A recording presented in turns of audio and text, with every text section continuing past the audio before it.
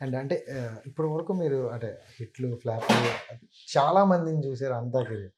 So, career ఇప్పటి వరకు మనం చూసుకుంటే వాట్ ఈస్ లైఫ్ అంటే ఎప్పుడైనా ఆలోచించుకున్నారా? What is life? Life is beautiful. Hmm. అంతే. Whatever it is coming. Hmm. మీ దారిలో మంచో, చెడో ఏదొచ్చినా హ్మ్. దాన్ని యాక్సెప్ట్ చేసుకొని, దాని గురించి తెలుసుకొని మీరు ముందెళ్తే మనకి ఎలాంటి బ్యాగేజ్ ఉండదు. యెస్. మనకు హ్యూమన్‌కి ఉండేది మెయిన్ ఏమంటే బ్యాగేజ్, హ్మ్. రెస్పాన్సిబిలిటీ, దుఃఖం. హ్మ్. అవతల వాళ్ళని చూసి మనం కూడా అలా ఉండాలి. హ్మ్. లేపోతే మనల్ని చూసి అవతల వాళ్ళు ఇలా ఉండాలి. ఏదో అన్ని రకరకాలుగా మనకి ఏదున్నా ఓపెన్‌గా ఇప్పుడు అవును. ఓపెన్ ప్లేట్‌లా ఉంది. హ్మ్. అవన్నీ దాటి మనమేంటి? మనకేం కావాలి? మన వల్ల ఎవరైనా, హ్మ్. ఎవరికి ఒక హర్టో లేపోతే ఫీల్ అవ్వడం మనం ఎంత తగ్గించుకుంటామో హ్మ్. ప్రతిదీ మీ దగ్గరికొస్తది. అండ్ అంటే కామన్ మ్యాన్స్‌కి ఎక్కువగా మనం ఏ పని చేసినా వాళ్ళేమనుకుంటారో, వీళ్ళేమనుకుంటారో, ఆ నలుగురు మొహమాటం ఏమనుకుంటారో ఎక్కువుంటది. అని హెసిటేషన్ ఉంటదనమాట. ఎక్కువ. అంటే ఒక సెలబ్రిటీ లైఫ్‌లో గూడా ఆ నలుగురు అనే వ్యక్తులు ఉంటారా? ఉంటారు. ఖచ్చితంగా ఉంటారు. హ్మ్. అంటే సెలబ్రిటీ అనేదంటే స్పెషల్ ఏం కాదు. హ్మ్. సెలబ్రిటీ అంటే స్పెషల్ ఏం కాదు. హ్మ్. ఓన్లీ థింగ్ ఈజ్ మాకు సెలబ్రిటీ ఆ స్టేటస్ దొరకడానికి కావాలంటే మాకు దొరికిన ఎక్స్‌పోజర్. మాకు పోస్టర్ మీద మా ఇమేజ్ ఉంటది. స్క్రీన్ మీద మేము కనిపిస్తూ ఉంటాం. హ్మ్. ఇప్పుడు నార్మల్ కామన్ మ్యాన్ ఆ స్క్రీన్ మీద రావాలంటే హ్మ్. మేము చేసిన ప్రాసెసే రావాలి. హ్మ్. తను ఫస్ట్ కామన్ మ్యాన్ నుంచి తర్వాత నార్మల్ యాక్టర్ యాహ్! అవుతాడు. హ్మ్. సో, యాక్టర్ నుంచి వచ్చిన ఫేమ్ ప్రకారం సెలబ్రిటీ అంటారు హ్మ్. అంతే. హ్మ్. It's it's quite normal. ఎవరైనా చేయొచ్చు, ఎవరైనా అవ్వచ్చు. హ్మ్. ఆ ప్రాసెస్ తెలియాలి అంతే. హ్మ్. సో, మొత్తానికి మీ లైఫ్‌లో గూడా ఉంటాయి అలా ఉంటాయి. వెనకాతల అనుకునేవి. సో, ఉంటాయి. అలా వెనక అనుకునే వాళ్ళ గురించి ఏం జెప్తారు? వాళ్ళ పనే అదేమో. వాళ్ళ ఐక్యూ లెవెల్స్ అంతే ఉందేమో. వాళ్ళ హ్మ్. ఆలోచన అంతే ఉంది. అది వాళ్ళ తప్పు కాదు. హ్మ్. వాళ్ళ చుట్టూ ఉన్న వాతావరణం, వాళ్ళు ఎంచుకున్న వాతావరణం, వాళ్ళ చుట్టూ తిరుగుతున్న మనుషులు. హ్మ్.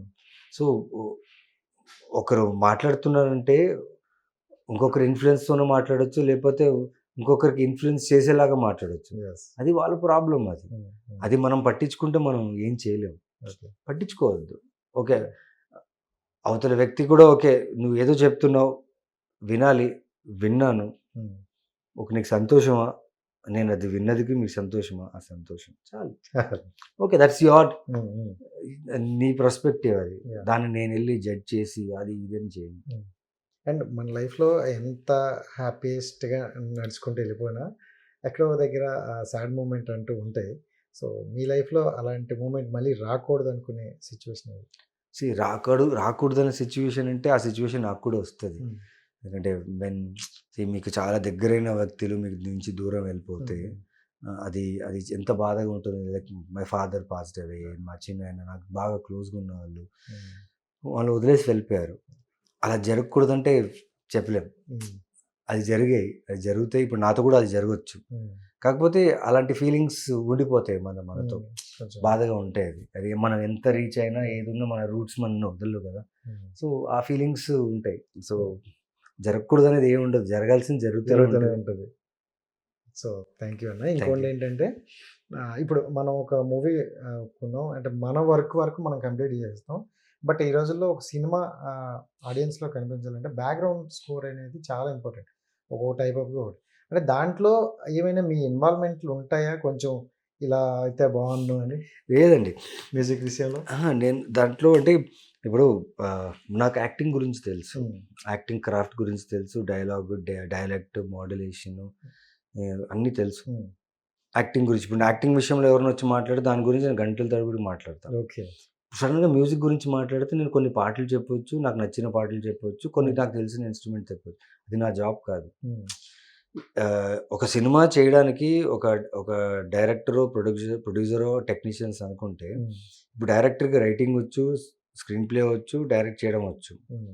సినిమాటోగ్రాఫర్‌కి తన పనిచ్చు. ఎవరెవరికి వాళ్ళ పని తెలిసినప్పుడు హ్మ్. అలాంటి టెక్నీషియన్స్‌ని తీసుకున్నప్పుడు వాళ్ళకు రెమ్యునరేషన్ ఇచ్చి, డబ్బులిచ్చి అన్నీ ఇచ్చి వాళ్ళని హ్మ్. పెట్టుకున్నప్పుడు హ్మ్. వాళ్ళకి తెలుసు వాళ్ళ పని ఏంటో అనేసి. ఇప్పుడు ఆ పనిలో నేనెళ్ళి హ్మ్. ఇన్వాల్వ్ అయ్యి దాన్ని డిస్టర్బ్ చేయడం నేను ఇష్టం ఉండదు. ఓకే. నా పనేంటి నేను యాక్ట్ చేయాలి. మన 100% మన మనం 100% చేయాలి. హ్మ్. వాళ్ళ పనేంటి వాళ్ళకి కావాల్సినంత రిక్వైర్మెంట్ ఇచ్చుంటారు. హ్మ్. అంతలో ఉన్న రిక్వైర్మెంట్‌లో వాళ్ళు ఎలా ఎగ్జిక్యూట్ చేస్తారో వాళ్ళకి తెలుసు. హ్మ్. హ్మ్. సో అవతల వాళ్ళ పనిలో నేను తల దూర్చాను. సో మన వరకు మనం మన వరకు మనం చేసుకో. అండ్ అంటే మనకున్న తెలుగు రాష్ట్రాలు ఏంటంటే అంటే ఒక ఒక యాక్టర్ని నెగిటివ్ రోల్ ఉంటే ఆ నెగిటివ్ రోల్లోనే చూస్తారు, పాజిటివ్ రోల్ ఉంటే పాజిటివ్ రోల్, రెండాటిని కలిపి చూసేది నవీన్ చంద్ర గారిని. అంటే ఏ క్యారెక్టర్ ఇచ్చినా పరకాయ ప్రవేశం అంటారు. నేను ఆ వర్డ్ వాడుతున్నా ఎందుకంటే అంత పెద్ద అవార్డు వచ్చినప్పుడు నేను ఈ వర్డ్ అయితే వాడచ్చు. సో ఆ పరకాయ ప్రవేశం అని చేస్తారు. సో చాలా మూవీస్ ఉన్నాయి, ఇప్పుడు నాకు చెప్తే నేను తెల్లారి నాకు ఎవరు టైం లేదు. సో అరవింద సన్నిధిలో కావచ్చు, ఇంకో డిఫరెంట్ రోల్, నేను లోకల్ కావచ్చు. అంటే మీ యాక్టింగ్ స్కిల్ ఒక్కొక్క దాంట్లో ఒక డిఫరెంట్ జోన్ క్రియేట్ చేసి వదిలేస్తాను అనమాట. అంటే ఏంటి మనల్ని నమ్ముకున్న డైరెక్టర్కి 100% అది ఇవ్వాలనే స్క్రీన్ మీద, లేకపోతే మన యాక్టింగ్ ఆ స్క్రీన్ మీద 100% కనిపించాలనా? లేదు, నేను చేసేది ఏమి ఉండదండి. ఇప్పుడు నాకు క్రాఫ్ట్ గురించి నాలెడ్జ్ ఉంది. ఒక డైరెక్టర్ ఒక సీన్ చెప్తే ఆ సీన్ని నేను ఎలా పండించాలని ఒక నాలెడ్జ్ ఉంది. సో డైరెక్టర్సే అంటే నేను మంచి యాక్టర్ని ఒక సినిమాలో చూసి నవీన్ చంద్ర బాగా చేశాడు యాక్టింగ్ అంటే అది కేవలం నవీన్ చంద్ర చేయడం కాదు, ఆ డైరెక్టర్ ఇచ్చిన ఇన్ఫర్మేషన్, ఆ క్యారెక్టర్ గురించి ఇచ్చిన డీటెయిల్, బ్యాక్ స్టోరీస్, ఇవన్నీ ఆ డైరెక్టర్ ప్రాపర్గా చెప్తే అవన్నీ మేము ప్రాపర్గా అబ్జర్వ్ చేసి మేము చేస్తాం. సపోజ్ ఆ క్యారెక్టర్ తగినట్టు డీటెయిలింగ్ ఇవ్వలేదు అనుకోండి, ఎంత డీటెయిలింగ్ ఇచ్చారో అంతే చేస్తాం. So depends on the director. ఆ డైరెక్టర్ ఇచ్చే ఇన్ఫర్మేషన్ బట్టి దాని ప్రకారంగా మనం యాక్ట్ చేస్తాం. ఎస్, దొరికిన ఇన్ఫర్మేషన్ నిజంగా సూపర్గా ఉందనుకోండి, లైక్ మంత్ ఆఫ్ మధు, కొన్ని సినిమాల్లో డైరెక్టర్స్తో కూర్చొని మేము చేసేటప్పుడు వాళ్ళు ఇచ్చే ఇన్ఫర్మేషన్ డీటెయిలింగ్ అంతా క్యారెక్టర్ గురించి బాగుందంటే అలా వస్తాయి క్యారెక్టర్స్. అంటే we are good actors only because of the directors. I feel వాళ్ళే రాస్తారు, వాళ్ళే క్రియేట్ చేస్తారు క్యారెక్టర్ని, వాళ్ళు చేసిన దాన్ని మేము అబ్జర్వ్ చేసి అనలైజ్ చేసి చేయడమే. So I feel it's because of the directors నేను చేసే క్యారెక్టర్స్ అన్ని పండాయి. అండ్ 11th మూవీని 16th రోజు ఎందుకు చూడాలి అని ఆడియన్స్ అడిగితే ఏం చెప్తారు? ఎందుకంటే ఈ టైప్ ఆఫ్లో చాలా వచ్చాయి, మీరు కావచ్చు నేను కావచ్చు, చాలామంది ఆడియన్స్ చూశారు, కొత్తదనం ఏముంది అనే ఒక పాయింట్ అయితే అడుగుతారు. ఇప్పుడు నన్ను అడిగిన నేను చెప్పాలి కదా, సో అలా మిమ్మల్ని అడిగితే ఏం చెప్తారు? ఇంతకుముందు వచ్చిన 3-4 థ్రిల్లర్స్ అమేజింగ్ వ్యూవర్షిప్, జనాలందరూ చూశారు నా సినిమాని, చాలా యూనిక్గా ఉంది, కొత్తగా ఉంది, ఎక్కడో ఒక క్రెడిబిలిటీ తెచ్చుకున్నాం. దట్ దీన్ని చేస్తే ఏదో ఒకటి యూనిక్గా ఏదో ట్రై చేస్తున్నాడు, కొత్తగా ఏదో ట్రై చేస్తాడు అనేది ఒక ఉంది కదా. సో నేను థ్రిల్లర్ ఫ్యాన్ని, కొన్ని థ్రిల్లర్స్ నేను చూసుంటా, యూనిక్గా ఉంటేనే చూస్తా, లేకపోతే స్కిప్ చేస్తా, అది నా సినిమా అయినా ఏ సినిమా అయినా. సో అలా ఉన్నప్పుడు నేను ఇంకో థ్రిల్లర్ చేస్తున్నానంటే 100% నేను ఆలోచిస్తుంటా కదా, కొత్తగా ఎలా ఉండాలి, యూనిక్గా ఎలా ఉండాలి.